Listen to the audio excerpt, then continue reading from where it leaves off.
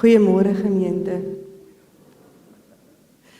Het is lekker om af te sluit of die diens te begin met die lied wat ons laasweek probeer afsluit het mee om ons te herinner dat die Here vir ons sê dat hy ons wil gebruik en ons stuur.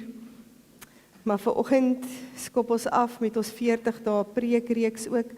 Ons het al in die week begin met die klein groepe om te lees en hierdie week is ons eerste prediking wat gaan oor die 40 dae gefokuste gegee vir mekaar. Ek gaan net nou so 'n bietjie meer daaroor sê. Ek wil sommer net vra of daar nuwe intrekkers is dalk saam met ons hier in die gemeente. As julle net so lig kan hand opsteek, iemand wat nuut is in die gemeente, baie welkom julle kuiergaste. Baie welkom. As julle nuut is en julle het nog nie vir ons 'n vorm ingevul nie, net daar agter by die inligtingstoonbank, vul asseblief vir ons in, dan kan ons met julle kontak maak. En ek hoop die gemeente het gekyk waar kan hulle ekstra groet vanoggend wanneer ons vir mekaar hallo sê. Ons kan definitief sien dat die winter is hier en dat die reën vanoggend 'n invloed het op ons kerkbywoning. En ek vermoed die hoërskoolkinders wat gister heeldag in Ceres en Vrydag in Ceres was, het dalk ook 'n invloed. Maar dit is so lekker om vanoggend by mekaar te kom en besig te wees met die woord van die Here.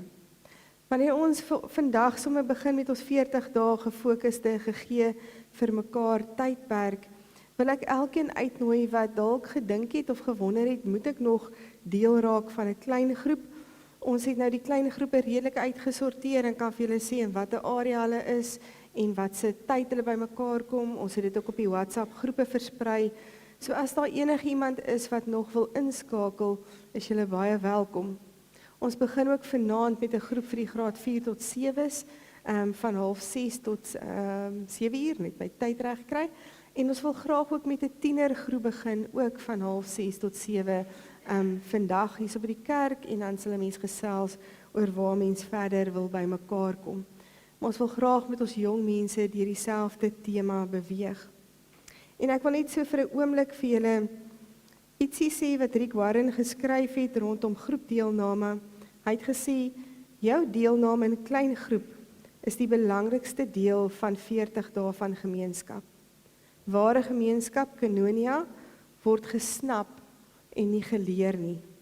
In jou groep moet jy nie net leer om gemeenskap te hou nie, hopelik sal jy dit beleef. En dan skryf hy so eentjie verder, dan sê hy, gemeenskap vind nie outomaties plaas nie. Deur by 'n gemeente aan te sluit, waarborg nie dat jy 'n gemeenskap van die heiliges gaan beleef nie. Jy kan jou hele lewe lank eredienste bywoon en nog steeds alleen en uitgesluit voel. Hy sê jy moet dit intentioneel inoefen. En daarom wil ek julle nooi, as julle nog nie ingeskakel het nie, is julle regtig welkom om dit te doen. As jy dit nie kan doen nie, ek weet omstandighede maak dit baie keer moeilik. Volg die reeks saam met ons individueel, as huwelikspaartjies, as gesinne, miskien 2 of 3 vriendinne saam of vriende saam, maar gebruik die geleentheid om werklik net uit te reik na mekaar toe en iets van die gemeenskap van heiliges, van die gelowiges, saam te leef en in te oefen in hierdie volgende 40 dae. Ons sê elke keer so tong in die kies 40 dae, want hier kom nou 2 lang naweke wat eintlik so 10 dae breek maak, want ons begin nou vandag en dan gaan ons eers die 10de Mei weer aan met die eredienste, maar van die 3de Mei af lees julle weer dagstukkies. Julle kan vroeër begin om dit te lees, julle het 2 weke eintlik, en as jy nog nie begin het nie, jy het hierdie week gemis, het jy 'n goeie 10 dae om nou 2 weke se leesstukkies in te haal. Ons versprei dit digitaal op die groep, maar ons sal ook weer in die week van Dinsdag af boekies beskikbaar hê in die kerkkantoor vir die wat graag nog 'n boekie in die hand wil hê. So maak gebruik van die geleentheid om saam met ons te hoor wat die Here vir ons wil sê in hierdie volgende 40 dae. Vanoggend se deeroffers gaan na die Instituut vir Dowes. Julle sal agterkom ook met ons liedere wat ons sing, dat hulle spesifiek gekies is daarvoor. Ekskuus, Anne-Marie help my. Daar's ons 'n QR-code ook, of 'n kode wat jy kan scan om die boekie digitaal af te laai, wat ons ook op die groepe sal versprei, of wat julle sommer nou kan afneem as julle wil, om die boekie digitaal te kry. Dan ons senior ete is Dinsdag. Almal wat kaartjies gekoop het, wil ek net herinner, 10:30 vir 11:00 is die oggend se begin ons. En dan hierdie week is al ons kommissievergaderings wat afskop. So ons jeugvergadering is al laasweek verby. Bid asseblief vir elke kommissie wat betrokke is hierdie week en wat regtig ook om stil raak om vir die Here te vra, Here, waar wil U ons ook gebruik en hoe om die gemeente te lei? Daar is ook 'n versoek vir 'n onderhoudskomitee, 'n skakeling met die Suid-Afrikaanse Erfenis Hulpbron. Ons wil baie graag ons klein kerkie, wat hier so langs aan staan, dit is die eerste kerk van Langebaan gewees, en ons is 'n NG Kerk. Die Methodiste het Sondag eredienste daarin, maar dis ons NG Kerk, dis nie die Methodiste Kerk nie. En ons wil graag hierdie stukkie geskiedenis bewaar, maar dit vat 'n ekstra stukkie werk om net in kontak te bly, want jy mag nie enigiets eintlik verander aan die gebou sonder toestemming nie. So as daar enige iemand is wat graag wil deel raak daarvan, is julle welkom om die kerkkantoor te skakel, om ons te help ook om hierdie stukkie erfenis hierso van ons mooi op te pas en te onderhou.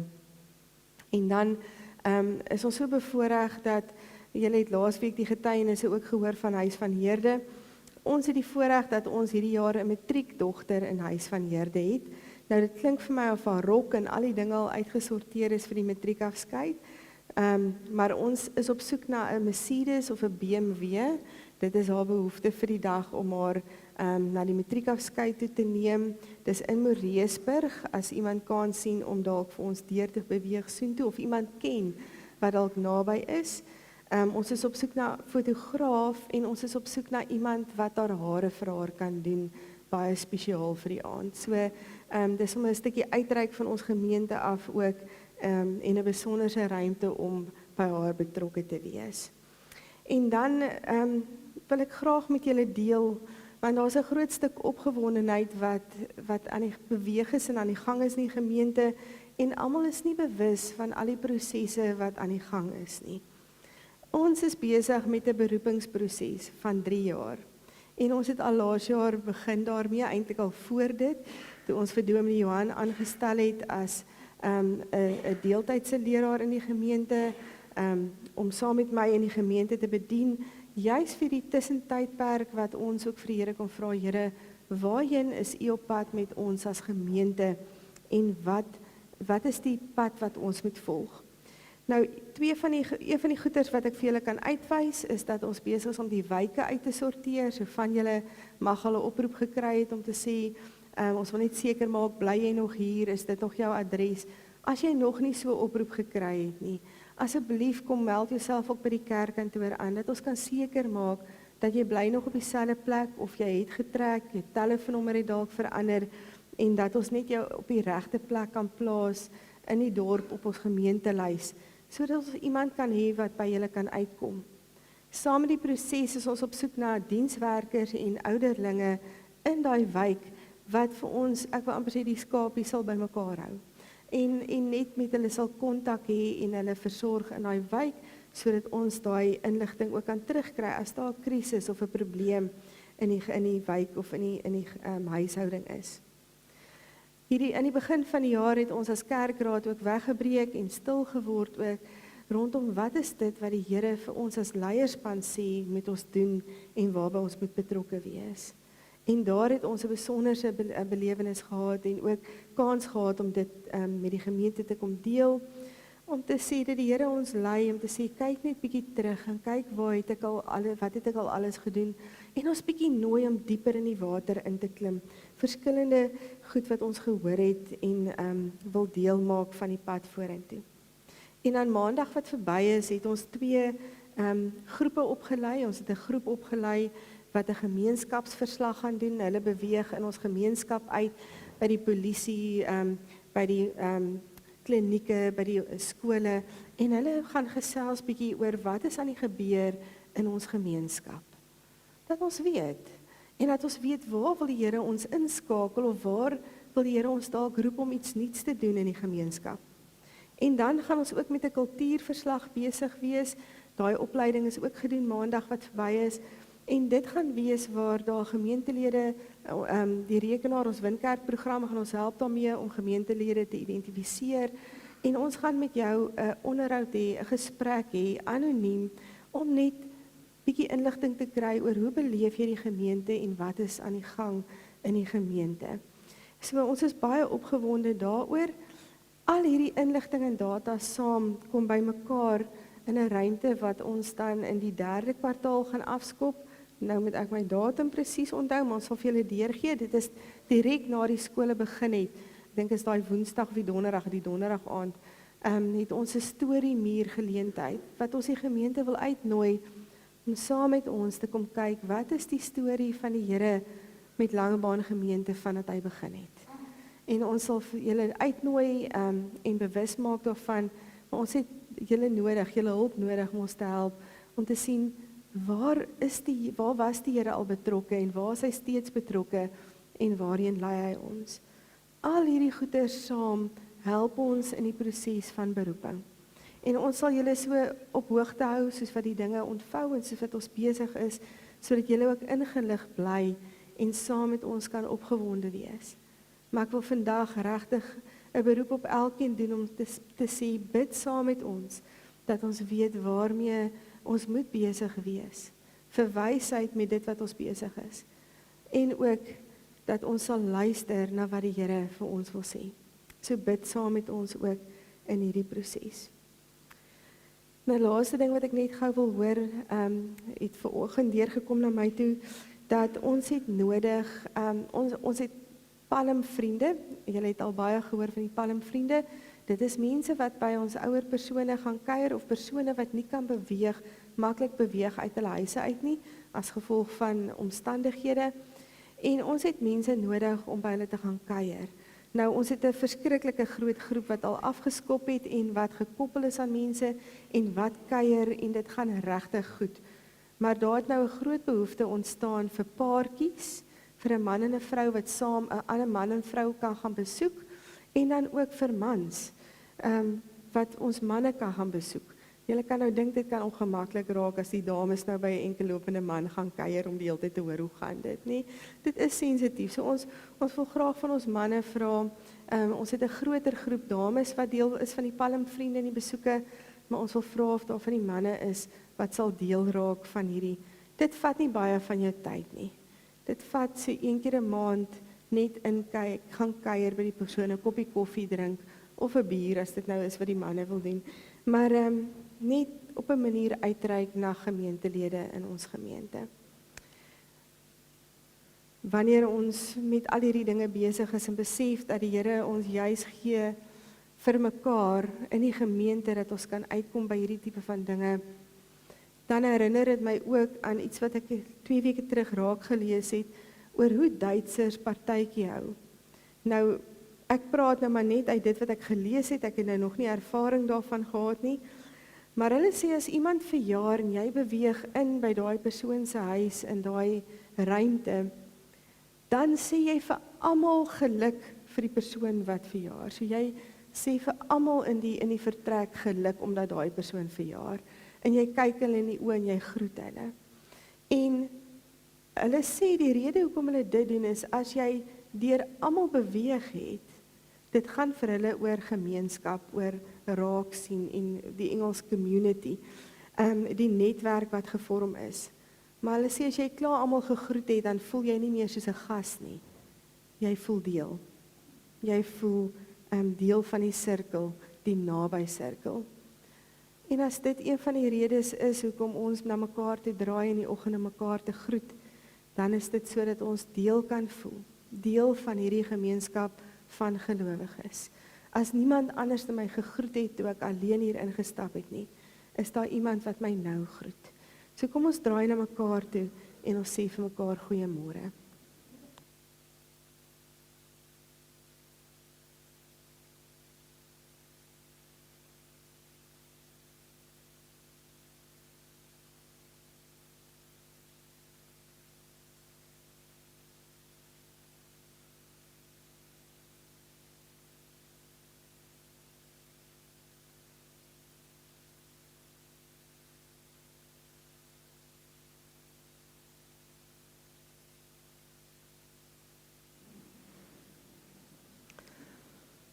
wanneer ons dan nou ook hoor hierdie stilte begin intree nadat ons gekuier het en gegroet het, wil ek julle uitnooi om as gemeenskap van gelowiges vanoggend saam stil te word vir die Here.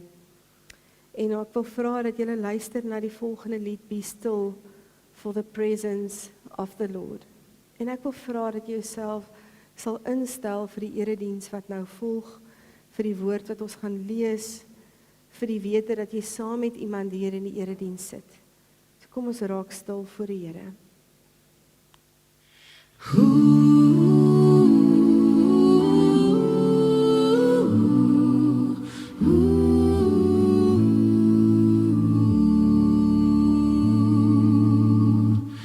Be still for the presence of the Lord, the Holy One is here. Come bow before Him now with reverence and fear. In Him no sin is found. We stand on holy ground. Be still for the presence of the Lord, the Holy One is here. Be still, for the glory of the Lord is shining all around. He burns with holy fire, with splendor He is crowned. How awesome is the sight! Our radiant King of light. Be still, for the glory of the Lord is shining all around. Be still, for the power of the Lord is moving in this place. He comes to cleanse and heal, to minister His grace. No work too hard for Him. In faith receive from Him. Be still, for the power of the Lord is moving in this place.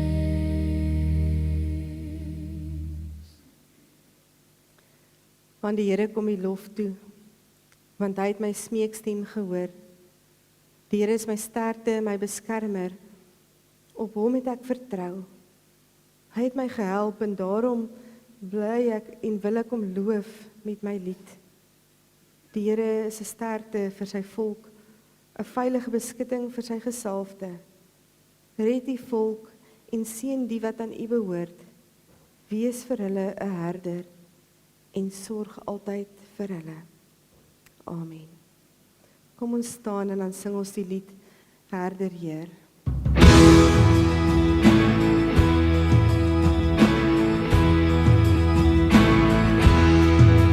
Herder Heer, na wie ek soek, ek wil luister as U roep, want ek swik, ek val en gly, as U stem verdof in my. Voor U Heer, kom word ek stil, buig my hart en buig my wil.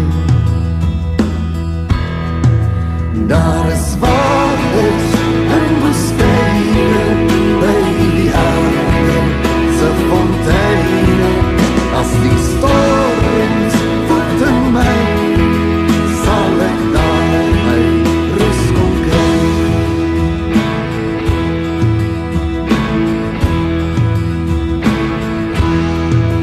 Wys U my moet leef, leer u my om u te ken.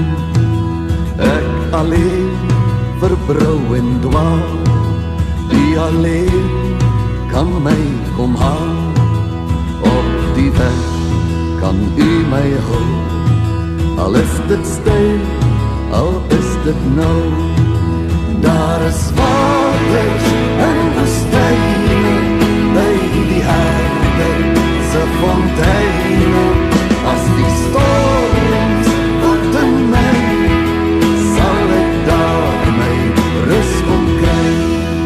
Gee my lig, ontskemer my, as ek wil swig, kom anker my. Want ek is broos, onvas, onwys, sal u vir my die pad kom wys, waar u spore my heen lei. Wil ek wandel, wil ek bly. O, daar is waters en woestyne, by die herder se fonteine. As die storms woed in my, sal ek daar my rus kom kry. Daar is waters en woestyne, by die herder se fonteine. As die storms woed in my, sal ek daar my rus kom kry.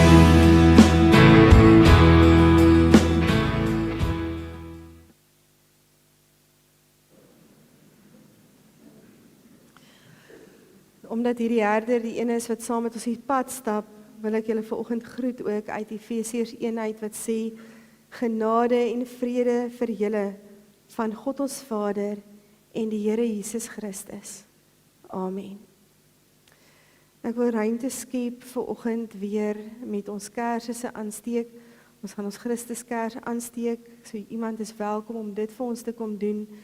En ons het 'n hele paar kersse op die tafel ook. Vanoggend wanneer ons afskop met die 40 dae, is dit om jou in te nooi om saam aan die tafel te kom sit.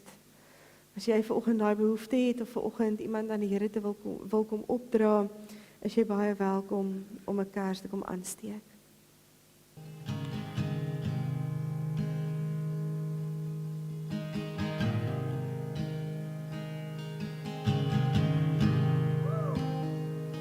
I love you, Lord. Oh, your mercy never fails me. And all my days I've been held in your hand. From the moment that I wake up until I lay my head, oh, I will sing of the goodness of God.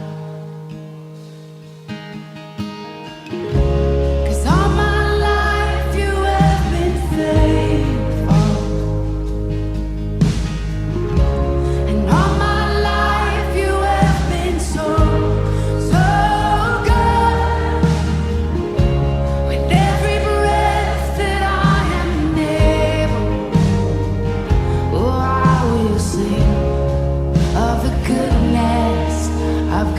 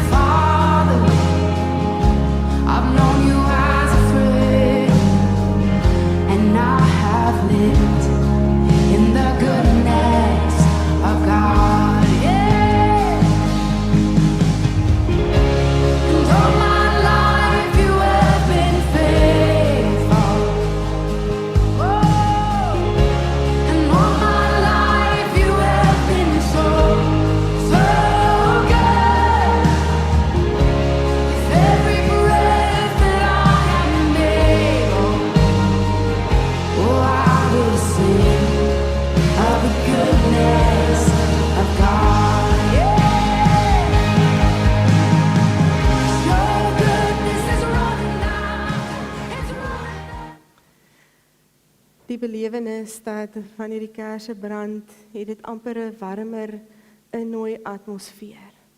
Om ons in te nooi om vir mekaar te bid. Julle sien die kersse wat hier brand vanoggend. En dis dalk nie jy wat dit vanoggend aangesteek het nie. Maar iemand het vanoggend kom stil word vir die Here ook met die aansteek van 'n kers. Wat ingenooi voel by die tafel. En ek wil jou vra dat jy saam sal bid sonder dat jy weet eintlik vir wie of vir wat, maar dat jy hierdie persone aan die Here sal opdra. Kom ons sluit vir 'n oomblik ons oë. Here, vanoggend kom raak ons stil voor U, Here. Ons skuif ons stoele so 'n bietjie nader. Here, ook vandag met die behoefte om fisies die hitte te voel. Here, dankie vir 'n gemeenskap van gelowiges, vir 'n ruimte waar mens kan voel dat mens kan kom tuis kom. Here, ons wil bid vanoggend vir die familie van Dirkie Brits wat oorlede is, Here, en dat U hulle ook sal vashou vanoggend in die week. Here, dat U hulle sal lei en sal troos ook. En Here, ek wil ook bid vir elkeen wat vanoggend dalk nie hier is nie, wat vanoggend uitmis op die gevoel van deel wees. Here, mag U vir hulle deur die week ook hierdie belewenis gee, dat U is 'n God wat vashou en wat innooi. Amen. Terwyl ons sit, kom ons ons gaan die lied sing, ek weet verseker, en terwyl ons dit doen, wil ek vra of hier so 'n paar mense is wat sal kans sien om vir my 'n lintjie te neem vir ietsie wat ons gaan doen. So ons gaan die lied sing, ek weet verseker, en as jy 'n lint wil hê, steek net jou hand so op, dan bring ek vir jou.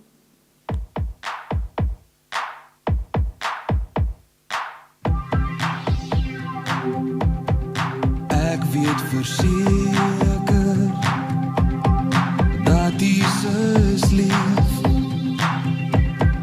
Hy het my sonde uit liefde vergeef. Ek was verlore, maar deur sy bloed is daar nou vrede in my gemoed. Hy is my leefman, hy laat my leef.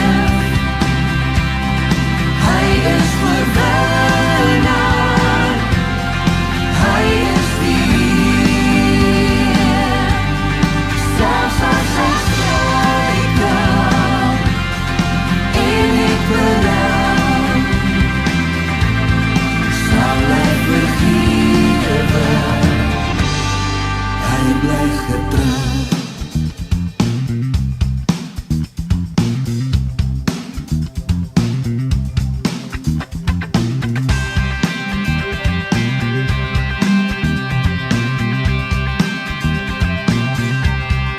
Die wat bedruk is, laat hy weer lag. Vir die wat moeg is, gee hy weer krag. Deur sy genade, liefde en trou, sal hy sy kinders ewig behou. Hy is my leefman, hy laat my leef. Hy is oorwinnaar, hy is die selfs as ek struikel en ek berou,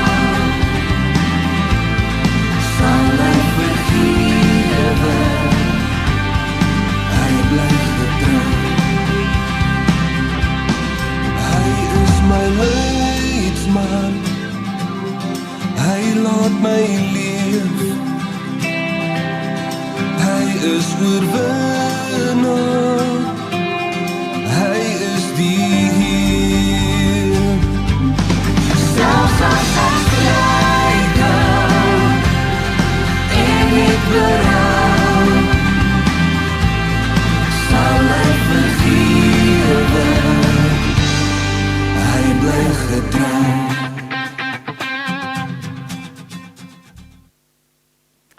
Julle kan hoor dat die keuse van liedere wat ek kon kies met handgebare by was redelik beperk gewees en is dalk bietjie vinniger of harder as wat ons aan gewoond is in die erediens. Maar ek wil gou vanoggend vir julle vra, wat beteken dit as 'n mens vir iemand 'n hartjie gee?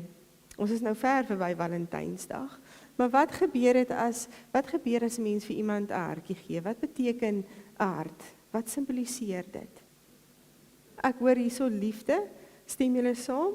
Dit simboliseer liefde. Jy sê vir iemand, ek is lief vir jou. Nou wonder ek nogal, wat is die grootste hart wat julle nog ooit gesien het? Wat is die grootste hart wat julle nog ooit gesien het? Iemand wys so hierbo op die skerm. Daar vang julle my uit. Nou vind ek nie daaraan gedink dat julle hom so vergroot gaan sien nie. Maar ek wonder nogal, as ons moet dink, hoe groot dink julle is God se hart? Hoe groot dink julle is God se hart? Nou dis 'n moeilike een, dit is soos om te vra, wat is eerste gewees, die hoender of die eier, nê?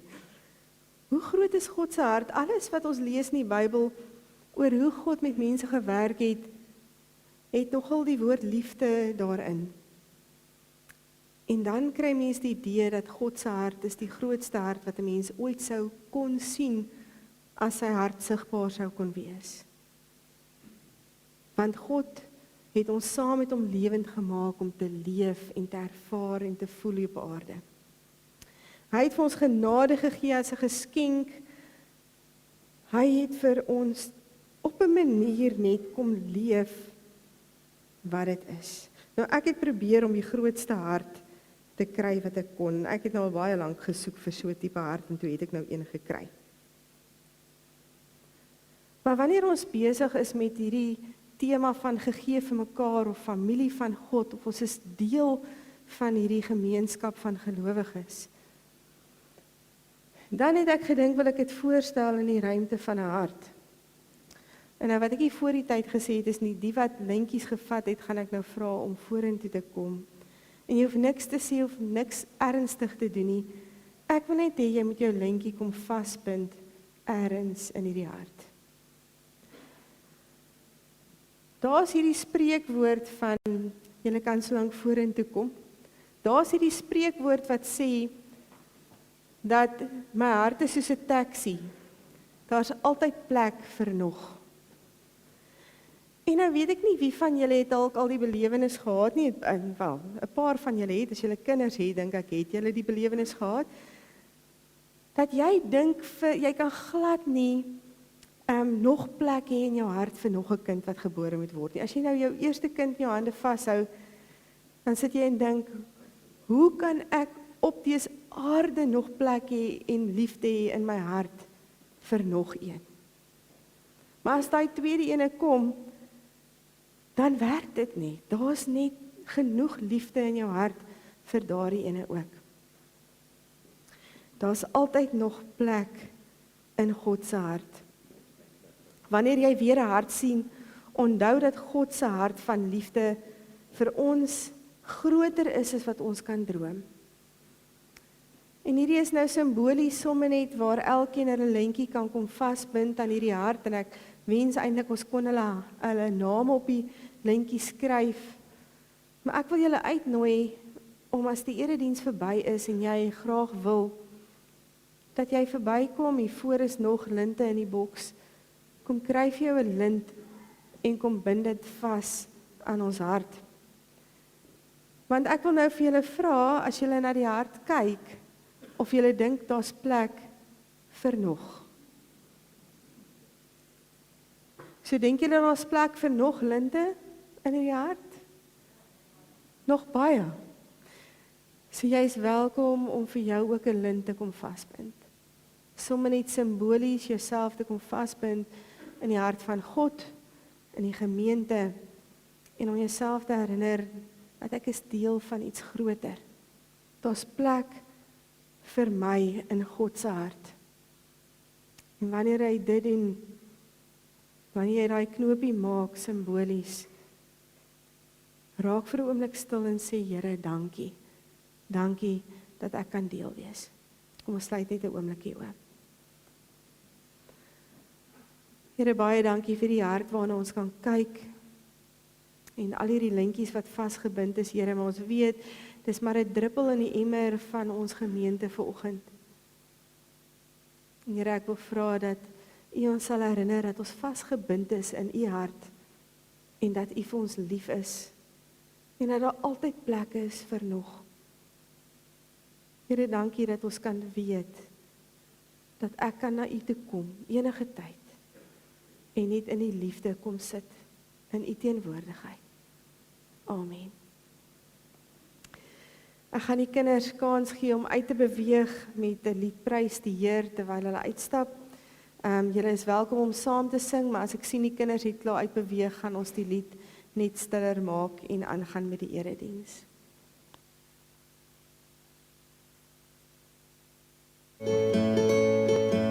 Die Here is my vesting, die Here is my krag, hy is my bron en hy is my redder, die een op wie ek wag.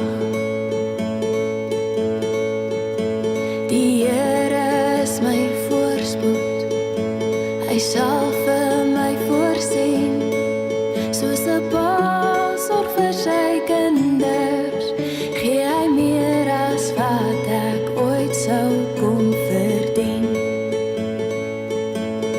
Prys die Here, o my siel, prys die Here, want hy is goed.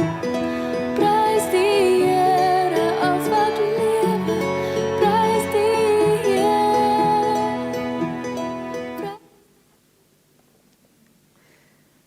Saam met hierdie wete dat die Here ons bymekaar roep en ons inbind in sy Vaderhart en ons ook in die gemeente vashou, het ons die voorreg ook vanoggend 'n ouderling te bevestig wat geroep is om deel van ons leierskapspan te wees in ons kerkraad.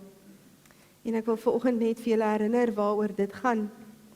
Van die begin af het die Here Jesus mense geroep om sy werk op aarde voort te sit. Hy sê vir sy disippels, soos die Vader my gestuur het, stuur ek julle ook. Die ampte is deel van die gawes wat die Here deur sy Heilige Gees aan elkeen van ons en aan die kerk gee. Sy doel daarmee is om die gelowiges toe te rus vir hulle diens en om die gemeente as liggaam van Christus op te bou. Uit die Bybel is dit duidelik dat 'n amptdraer bekend moet wees as iemand wat 'n lewende geloof het, iemand met 'n begeerte om vir die Here te werk, iemand wat bekwaam is om te leer en gewillig is om vir die ampt toegerus te word. Verder moet 'n amptdraer 'n hoë sedelike lewenspyl handhaaf en in alle opsigte betroubaar wees. Die kerkraad het deur aankondiging 2 maal bekend gemaak wie verkies is tot hierdie ampt, en aangesien daar geen beswaar teen hom ingebring is in sy lewenswandel nie, aanvaar die kerkraad die goedkeuring van die gemeente en gaan ons nou voort om die bevestiging van die ampt te doen. En daarom wil ek vir JP Kutse nooi om vorentoe te kom. JP is nie 'n onbekende gesig vir ons nie, hy was al baie lank op die kerkraad gewees, hy het vir 'n tydjie teruggestaan, en dit is so lekker om vanoggend weer vir hom te sê, baie dankie, dat jy bereid is om gehoorsaam te wees aan die stem van die Here, en jou oproep tot diens. Jy kan sommer hier voorkom staan, dit voel erg daar ver onder. En ek weet, wanneer ons ouderlinge die ampt aanvaar, het hulle ook 'n tyd wat hulle moet stil word en gaan bid en vir die Here vra, is dit waar ek moet wees? En daarom weet ek, is hierdie iets wat hy nie ligtelik doen nie, maar regtig vir die Here stil geword het daarvoor. En daarom wil ek jou kom herinner wat die ampt van die ouderlik betref, moet jy weet dat die opbou en die geestelike versorging van die gemeente aan jou sorg toevertrou word. Dit sluit sake in soos huisbesoek, siekebesoek, lering en toerusting, pastorale versorging en die leiding van klein groep byeenkomste. Indien jy die gawe van lering ontvang het, moet jy ook die toerusting van die dooplidmate as deel van jou verantwoordelikheid neem. Behalwe die versorging en die toerustingfunksie, neem jy ook verantwoordelikheid vir die regering van die gemeente. Dit beteken dat jy die gemeente duidelik moet lei in gehoorsaamheid aan die Bybel en die belydenisskrifte van die kerk, Die leiding wat jy moet gee, sluit ook waar nodig is die kerklike tug. Gemeente is natuurlik nie net na binne gerig nie, maar het ook die verantwoordelikheid om God se koninkryk uit te brei. Jy moet help toesien dat die laaste opdrag van Jesus gehoorsaam word. Jy is verkies om as amptdraer van die gemeente deel te wees van die leierspan van die kerkraad. Dis 'n groot verantwoordelikheid wat jy op jou neem. In die Bybel is dit baie duidelik dat jy in 'n lewende persoonlike liefdesverhouding met Jesus moet staan en dat jy jou hele lewe hiervan moet getuig. Dat jy ywerig sal meewerk aan die voorbereiding en die uitbreiding van God se koninkryk en dat jy jouself ook verder sal toerus om die werk waartoe jy geroep is nog beter te doen. En daarom wil ek vra dat jy op die volgende vraag opreg antwoord, dat elkeen hier kan hoor dat jy bereid is om jou diens te aanvaar. Is jy daarvan oortuig dat God self jou deur sy gemeente tot hierdie besondere diens geroep het? Aanvaar jy die Ou en die Nuwe Testament as die enigste onfeilbare woord van God en as die volkome leer van die verlossing en verwerp jy alle leringe wat daarmee in stryd is? Beloof jy om jou ampt soos dit aan jou voorgehou is, volgens hierdie leer getrou te vervul? En aanvaar jy dat jou medegelowiges die verantwoordelikheid het om jou te help om op die regte pad te bly? Wat is jou antwoord? Ja. Hy antwoord ja, hy sê dit nogal hard en duidelik, maar ek beamoen dat hy gesê het ja. Gee ag op mekaar en sien ook om na die lewe en die belydenis van die bedienaar van die woord. Neem saam verantwoordelikheid vir hierdie gemeente. Gemeente, ontvang hierdie kerkraadslid as gestuurde van die Here. Bid vir hom, werk saam met hom, sodat God se koninkryk kan kom. Kom ons maak vir 'n oomblik die oë toe.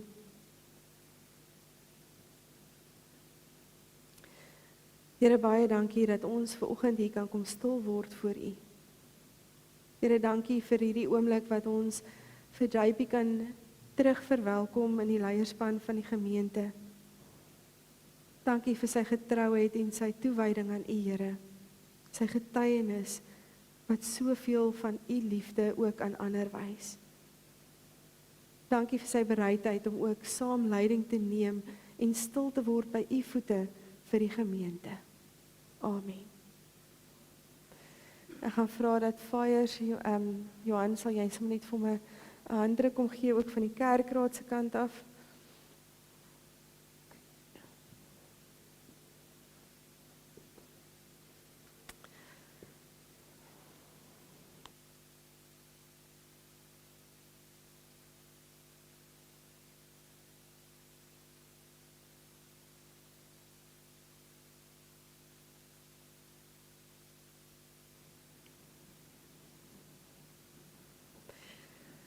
Wanneer ons iemand weer deel maak van die gemeente se leierspan soos vanoggend, dan is dit om ons te herinner dat die gemeente deur ons bedryf word.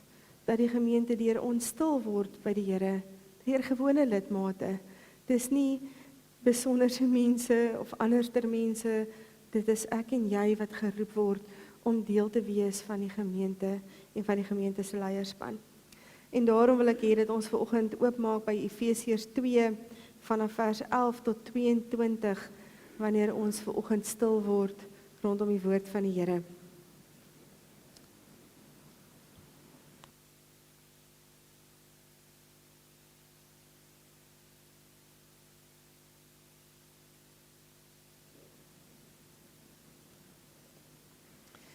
Ons gaan lees vanaf vers 11 af, 'n nuwe mensheid. Hou dan in gedagte wat julle vroeër was. Van geboorte was julle heidene, en julle is onbesnedenis, genoem deur die wat hulle self die besnedenis noem. Al is die besnydenis net menswerk aan die liggaam. In die tyd was julle sonder Christus, uitgesluit uit die burgerskap van Israel, ver van God af, sonder deel van die verbonde en die beloftes wat daarmee saamhang, sonder hoop en sonder God in die wêreld. Maar nou is julle een met Christus Jesus. Julle wat vroeër ver van God gelewe het, het nou naby gekom deur die bloed van Christus. Christus is ons vrede. Hy wat die twee Jode en nie-Jode een gemaak het. Deur sy liggaam te gee, het hy die vyandskap afgebreek wat vroeër soos 'n muurskeiding gemaak het. Die wet van Moses met al sy gebooie en bepalings het hy opgehef en deur vrede te maak het hy in homself die twee Jode en nie-Jode tot een nuwe mensheid verenig. Deur sy dood aan die kruis het hy 'n einde gemaak aan die vyandskap en die twee wat God versoen en tot een liggaam verenig. Toe hy gekom het, het hy die goeie boodskap van die vrede gebring. Vrede vir julle wat ver van God was. Vrede ook vir die wat naby was. Deur hom het ons almal, Jode en nie-Jode, deur die een Gees, vrye toegang tot die Vader.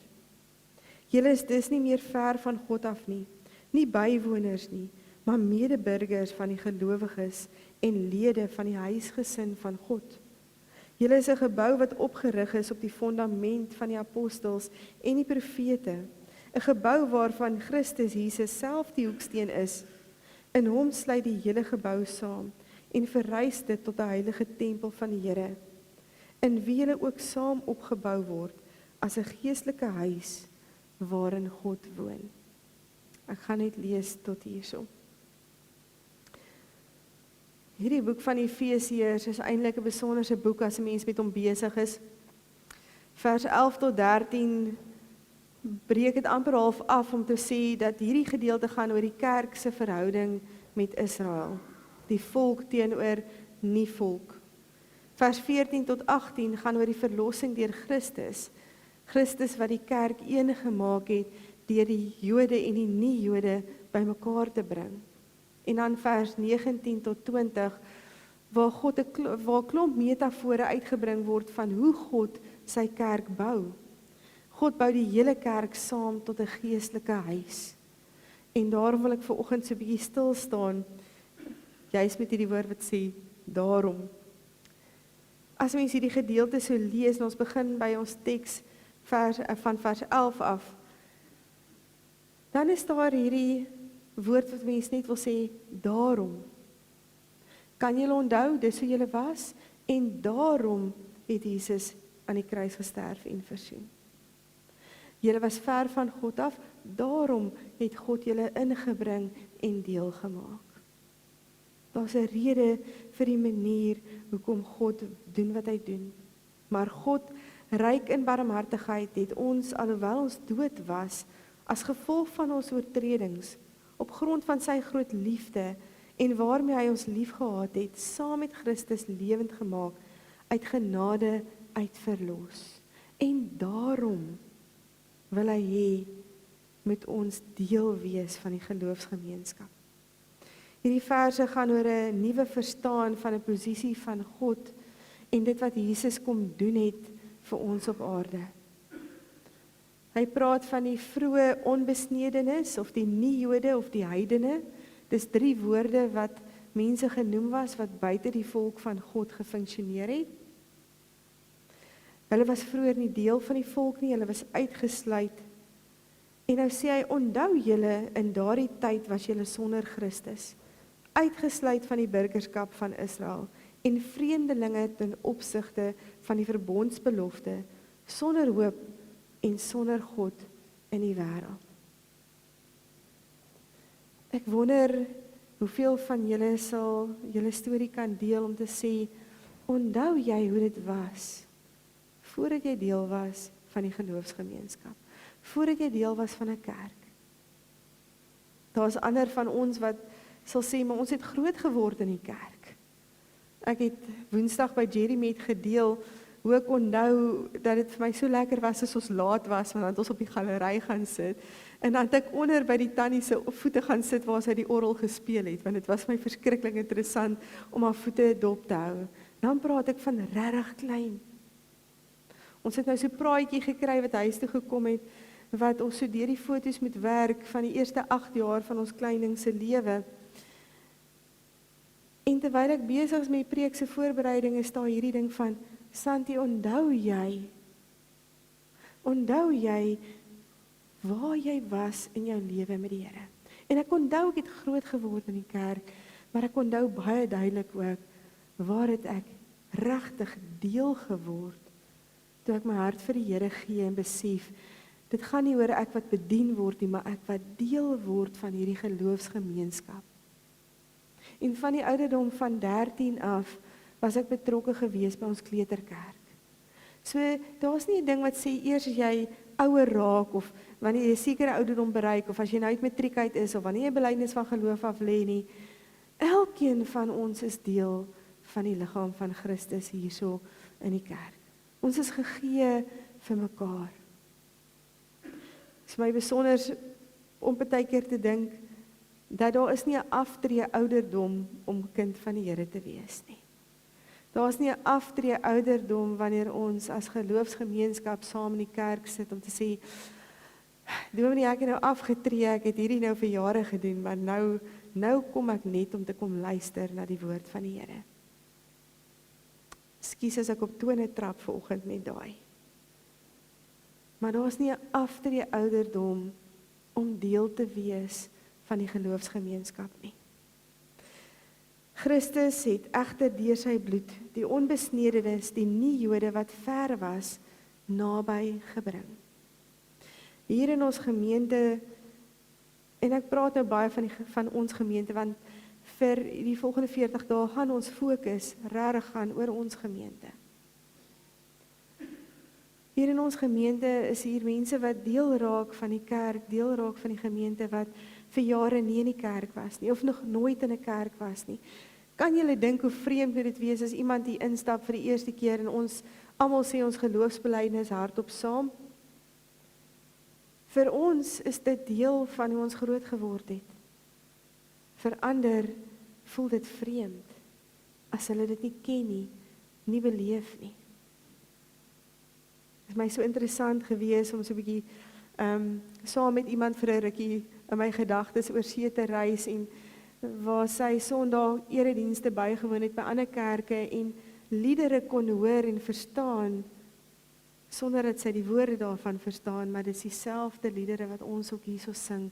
Die wysies is bekend. So kon ek, toe ek laas jaar in die Kosa gemeente gaan preek het, van die liedere hoor wat hulle sing, nie omdat ek die woorde verstaan nie, maar omdat ek die wysie ken. Ergens is ons deel van 'n groter familie, maar hier ook die familie waar God vir ons sê, of jy nou later aangesluit het by hierdie geloofsgemeenskap, of by 'n kerk, of al jou hele lewe in die kerk is en groot geword het in die kerk, gee nie om nie. Julle is almal nou een in Christus, omdat Jesus Christus se bloed jou vrygekoop het. Dis waarvoor hy vir ons gesterf het. Nie een van hierdie twee groepe, Jode of nie Jode, kon sê dat hulle dit uit hulle eie uit kon doen nie. Hulle is albei gered deur Jesus Christus. Almal moes eers die goeie boodskap van verlossing in Jesus hoor en Jesus se verlossingswerk deur geloof vir hulle self neem, voordat hulle kon sê, ek is nou deel. Ek is nou deel van hierdie geloofsgemeenskap. Maar dit is so dat sommige van ons voel dat ons pas nie lekker in nie. Ons staan uit om verskeie redes. Mense kyk dalk vreemd na ons. Weet nie lekker wat om met jou te maak in die omgewing wat jy is nie. Dalk voel jy ook nie gemaklik nie. Dalk sê jy, maar ek ken nie hierdie kerk se gewoontes en se styl nie. Dis anders te liedere wat ons sing. Die mense raas as hulle inkom by die voordeur, soos wat hulle mekaar groet. Ek ken 'n stiller gemeente. Of jy sê, o nee, hierdie gemeente sing nie lekker nie. Ek ken 'n gemeente wat ons omtrent op die banke gestaan het en sing het. So verander elke kerk in sy ruimte en sy styl. Maar ons is geroep om saamgelowiges hier te wees. Al verskil ons, al voel ons self baie keer ongemaklik, en al voel jy dalk ongemaklik met die een wat langs jou sit. Ek het nou nogal gewonder, wat se belewenis sou vanoggend wees, as ek nie hier voor op die kansel met my mikrofoon kon aanwees nie, en ons kon nie die musiek speel, wat ons wou speel en saam sing nie, Want ons het 'n uitdaging met krag gehad vanoggend. Ergens het iets nat geraak tussen al die reënery deur en moes daar planne gemaak word om krag aan te lê van ergens oral af skielik vanoggend toe ons by die kerk kom.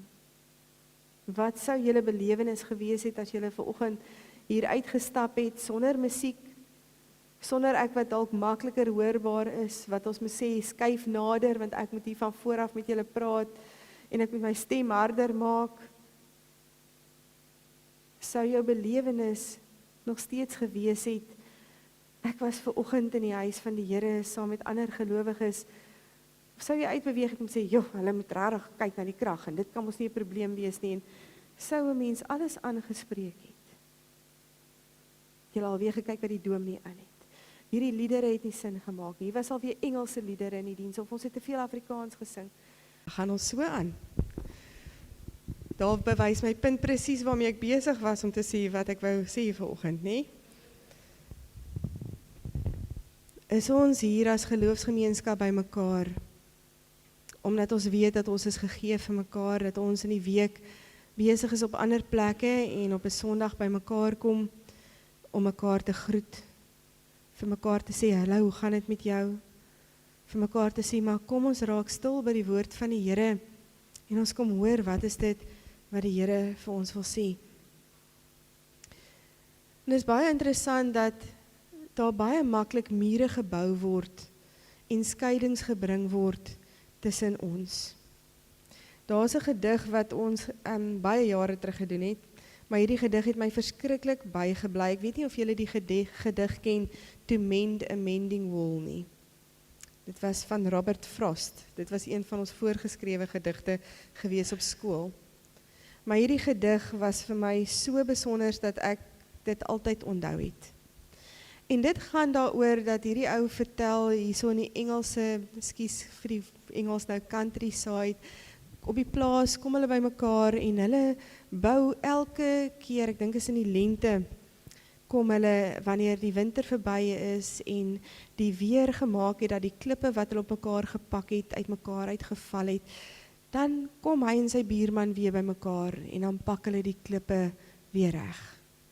Hy en sy buurman sien mekaar een keer 'n jaar en dit is wanneer hulle die muur kom regmaak wat hulle skei van mekaar. En dan vra hy die vraag, hoekom? Hoekom bou ek hierdie muur? Hoekom bou ek hierdie muur in stand? Hy sê op party plekke is die gate so groot dat jy eintlik deur dit kan klim, maar ons pak weer die muur reg. En sê hy kan verstaan as ons nou skape of beeste gehad het wat uit mekaar uitgehou moet word. Hy sê maar ons het nie. Hy sê so why do we make die rede hoekom hulle dit doen, die rede hoekom hulle elke jaar by mekaar kom, is omdat hulle groot geword het met hulle ouers se woorde wat sê, good fences make good neighbors. En dit is die enigste rede hoekom hulle elke jaar by mekaar kom om hierdie muur weer te kom regmaak. Good fences make good neighbors. En dit kan wees dat in sy pa en sy oupa grootjie se tyd, in sy grootoupa grootjie se tyd, dat daar dalk beeste en skape was, en dan maak hierdie spreekwoord sin. Want as jou skape begin rondloop op my plaas en andersom, dan maak dit mos moeilikheid. So die spreekwoord kom dalk daar vandaan, good fences make good neighbors, maar nou is daar nie meer skape nie. Hulle is eintlik het hulle vrugteboord, as ek nou die gedig kan reg onthou, en is nie asof die bome gaan deurklim na die ander kant toe nie. En dan vra hy vir hom hierdie vraag, hoekom bou ons elke keer aan hierdie muur? En baie keer is dit nodig dat ons vir onsself vra, en ek dink dit is waarmee ons besig is met ons kultuurverslag, met ons gemeenskapsverslag in die gemeente. Hoekom doen ons sekere goed soos wat ons te doen? Hoekom is sekere goed in plek? Hoekom is ander goeders nie in plek nie? Wat is daar wat maak dat ons eintlik in ons eie gemeente leef met die idee van Jode en nie Jode? Eintlik van, o jong, ek weet nie hoe mooi jy inpas by die gemeente nie. Jy steek net jou hande op as ons sing. Niemand anders te doen dit nie. Ek weet nie of jy inpas by ons gemeente nie. Hoekom ons op 'n manier kyk na ons funksionering en ons wonder, wat is dit wat ons skei van mekaar? Die wet was natuurlik 'n belangrike ander ding wat op daai stadium gebou was of gebruik was om te sê, ek volg die wet, jy volg nie die wet nie. So ek is 'n goeie Christen of 'n goeie Jood, jy is nie. Nou kan julle dink die konflik wat deel geraak het in Handelinge, toe die kerk verander het en dit is nie net meer die Jode wat kind van die Here is nie. Nou kan julle dink mense wat nie Jode is nie, wat volwassenes is, raak skielik deel van die kerk van Christus. Hulle word ingenooi in hierdie familie in. Hoe moeilik moes dit wees? Hierdie een eet vleis, daai een eet nie vleis nie. En dan kom daai gedeelte in van, moenie vleis eet dit as dit jou broer gaan laat struikel nie. Daar's niks meer verkeerd nie, die wette is volbring. Maar onthou nou, daarso is mense wat uit verskillende ruimtes uit saam beweeg, nou in die gemeente van Christus. En ons moet ruimte maak vir mekaar, en ons moet mekaar leer ken, en dan kom daar 'n nuwe stel reëls eintlik vir die huisgesin van God. Om te sê, kom ons breek hierdie mure af. Die sekerste manier om Christus se liefde te verberg, is deur jou nie met die mense tot wie jy van nature aangetrokke voel te bemoei nie. Christus het die mure waarbinne mense hulle self afsluit, afgebreek, en daarom is gelowiges een nuwe mensheid, al behoort hulle aan die verskillende volke, of tot verskillende rasse, of al kom hulle uit verskillende kulture. En dan kom ons by die gedeelte wat God eintlik sê, maar hier is een stuk bouwerk wat plaasvind. Die skynsmuur is weg, maar nou word ons gebou en ons kerk en ons identiteit word nuut gevorm. Ons was vreemdelinge en bywoners, maar nou is ons medeburgers en lede van die huisgesin van God. Ons is geplaas op die fondament van die apostels en die profete se getuienis, met Jesus as hoeksteen, opgebou in een gebou van God. En hierdie beelde en die beweging beklemtoon dat alle gelowiges gelyk en eenheid vorm. God het nie weeskinders nie. Die van julle wat nou al deur die stukkies gelees het, sal onthou dat die eerste dagstukkie sê, God het nie weeskinders nie. Miskien kan ek dit so verduidelik, as 'n mens op hierdie stadium, as jy jou eie gesin bymekaar het, en jy neem skielik iemand aan in jou huisgesin. 'n Kind wat al ouer is. Dan is dit 'n groot verskil. As jou kind gebore word in jou huis, dan het jy 'n sekere manier, jy leer jou kind mos sekere maniere, en hulle doen goeders op 'n sekere manier. En nou as jy iemand inneem wat ouer is, hulle het anderster groot geword, hulle het ander maniere, dit krap partykeer nie. Die van julle wat nog nie beleef het nie, kan ek sê, dit is 'n uitdaging. Nadat ons almal uit die huis uit is, het my pa hulle my niggie ingeneem in die huis, en het sy verder daar groot geword as tiener. En ek en my broer en my suster het baie keer vir mekaar gesê, pa het ons nooit dit toegelaat nie. En dit is omdat sy nie groot gesê het met 'n ander stel reëls en 'n ander stel, ek wil amper sê, waardes groot geword. Nie ver van ons nie, verskil klein bietjie, maar dit maak dit baie keer moeilik. Maar sy het iets beleef van 'n huis van liefde waar sy welkom was, ten spyte daarvan dat haar gewoontes baie keer bietjie verskil het. En dit is wat hierdie idee en hierdie metafoor van 'n huisgesin van God vir ons sê. Gesinslede, broers en susters gelyk is. Daar's nie bediendes of slawe in hierdie huis nie. God het elkeen die reg van kindskap gegee en ook die voordele saam daarvan. Daar's nie 'n ding van, maar Here, ek is al vandat ek 'n babatjie af is deel van die kind, van die huis en van die gemeente, so ek moet mos ander regte en voorregte hê nie. Nee, iemand wat nou hier instap en deel raak van die huisgesin van God, kry dieselfde voorregte en dieselfde regte as jy wat al jare lank 'n kind van die Here is. En daarom moet ons anders te kyk na mekaar en mekaar innooi in hierdie ruimte in. Hierdie geestelike huis, saam die geestelike huis waar God woon by ons in sy tempel. Elke gelowige is deel van hierdie gebou, 'n belangrike steen of 'n onderdeel daarvan. Die huis staan op die fondament van die apostels en die profete en die Bybel. Die gebou is nie op menslike idees, voorkeure, filosofie gebou nie, maar op die erfenis wat ons in die Ou en die Nuwe Testament ontvang het. Hierdie beeld beskryf vir ons hoe Christene en gelowiges moet leef en beskryf ons identiteit en ons roeping wat ons met mekaar leef. Laurika Raug het 'n paar laaste liedere opgeneem voordat sy uitgetree het uit die musiekbedryf uit, en daar's een lied wat vir my besonder is, wat julle maar kan gaan opsoek en gaan luister.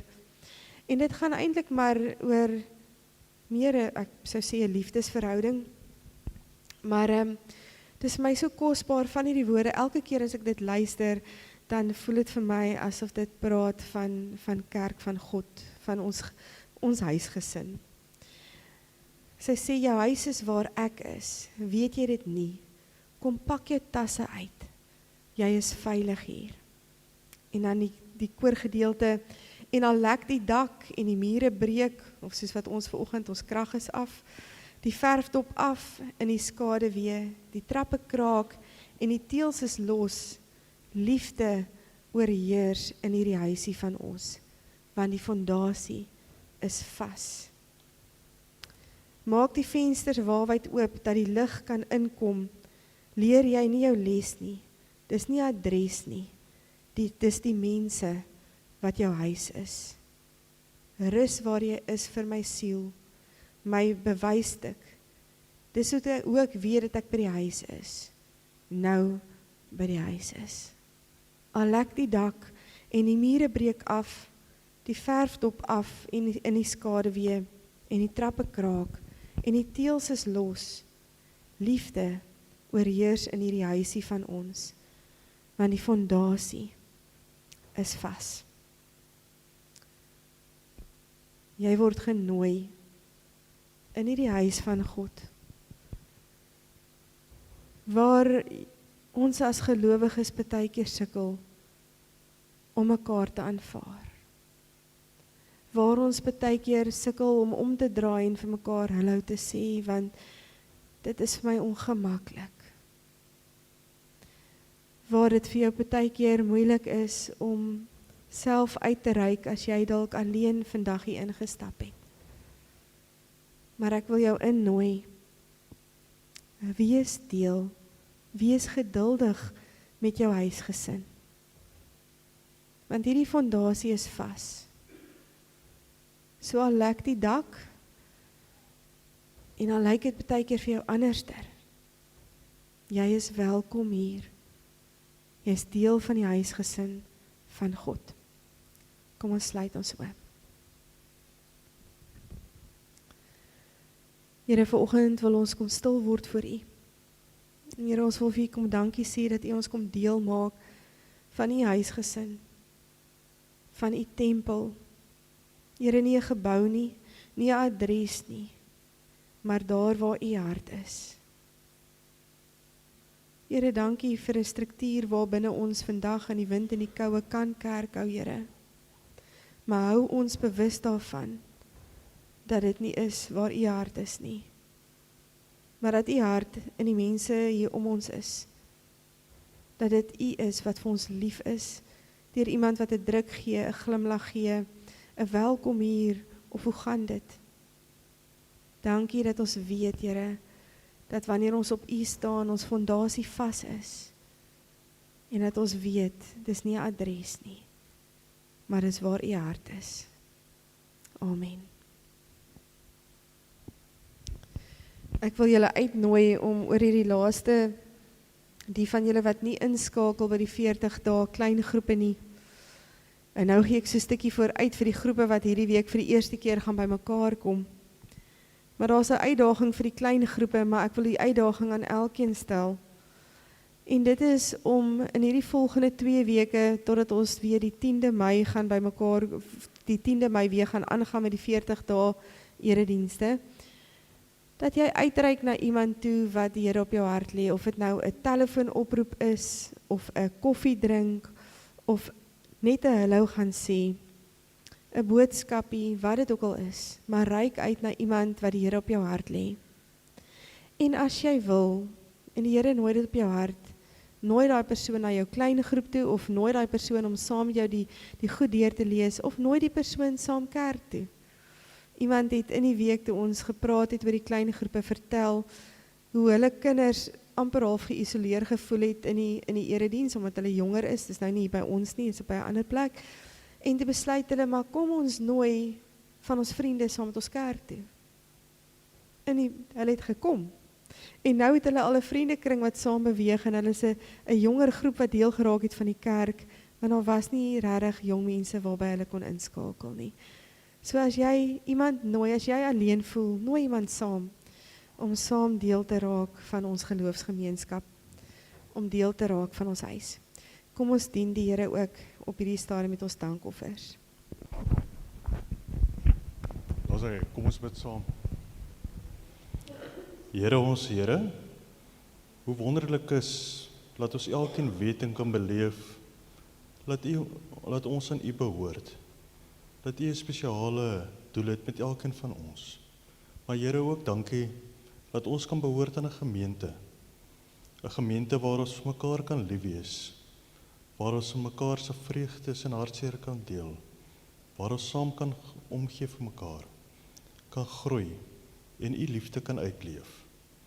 En as ons nou hierdie offergawes gee vanoggend, dan weet ons dis ook 'n simbool van liefde wat ons gee vir die projekte waarby ons betrokke is, en ook vanoggend aan hulle wat gehoor gestremd is. Ja Here, ons ken nie altyd hulle vir wie dit aangewend word nie, maar dankie dat ons ook daarbey betrokke kan wees. Seën nou hierdie offergawes. Amen. Ek gaan die seën uitspreek en dan gaan ons afsluit met die lied Gaan dan heen. Kom ons doen dit so. Dan gaan ons afsluit met die lied Gaan dan heen, wat ook 'n gebaretaal is, maar 'n lied wat ons uitstuur om te sê gaan en gaan wees. Dit is dieselfde lied wat ons gesing het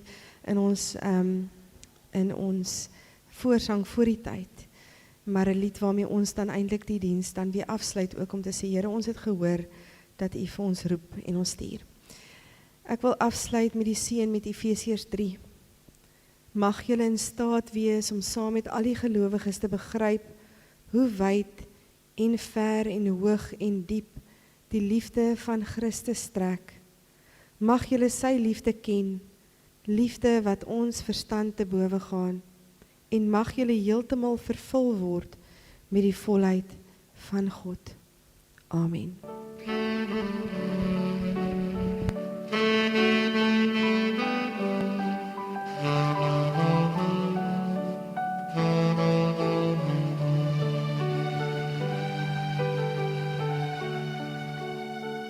Gaan dan heen, gaan in vrede, my kind gaan doen wat ek jou vra.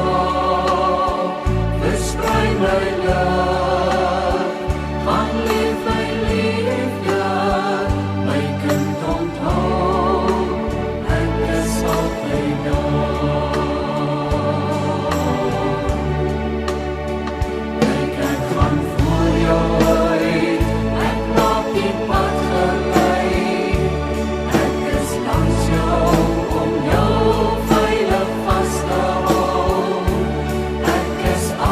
Yeah.